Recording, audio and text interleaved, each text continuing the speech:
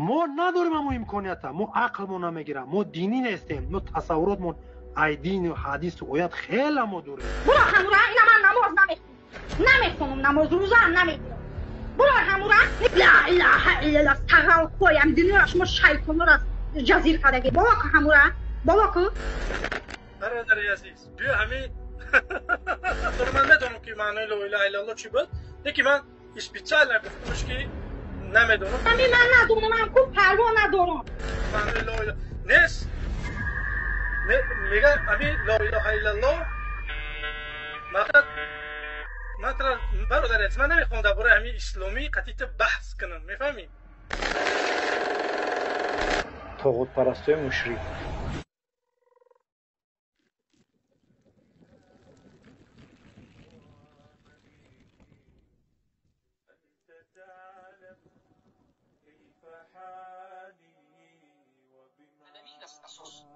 کفر به طاغوت ایمان به الله. همین دعوت ما زیادی این بسیاری از اهل بدعت را رنجانده، طاغوت پرست را رنجیده، حزبی ها از ما رنجیده. اینها زیرا که مشرک هستند، مشرک ها از دعوت ما می رنجند. عازری های گمراه کفار از ما رنجیده، جهمی ها رنجیده، اشعری و ماتریدی که به کفر به دروازه های گوناگون واقع شدن رنجیده.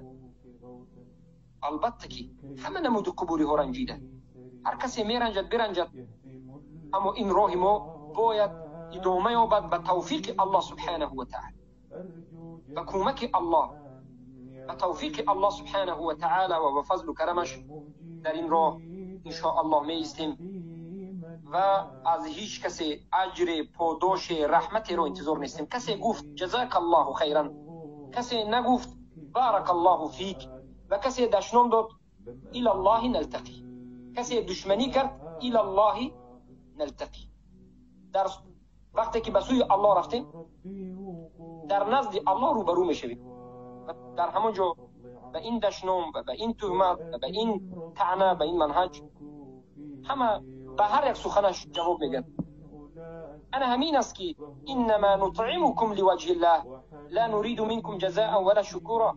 وقتی که طعام میدادن سلف صالح، وقتی که طعام میدادن یعنی نیکی میکردن میگفتن که به ما رحمت نگوید، جزاک الله، یا دعا نکنید، ما این طعامی که میدیم لوجه الله میدیم، از شما نه جزا میخواهیم نه شکر میخواهیم. این دعوت ما معینا همین است، نه جزا و نه شکر، این به خاطر الله است سبحانه و تعالی.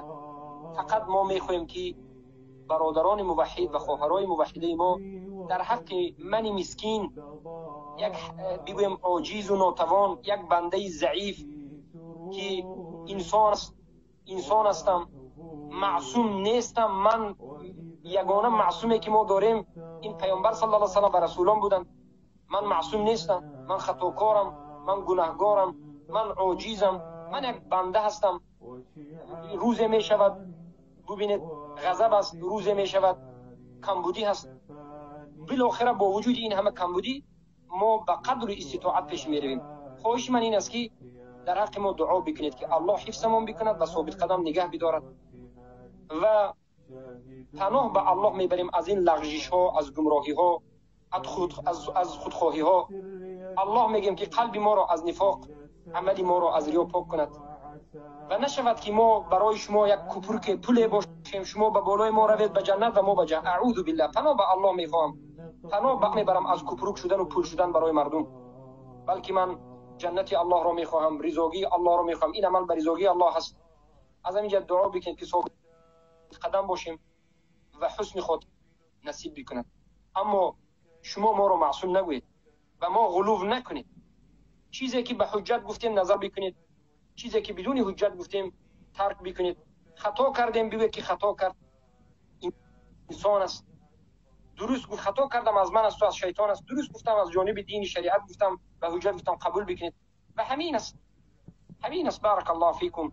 یگان چیزی دیگری نیست، یگان چیزی سخت وزنی هم نیست.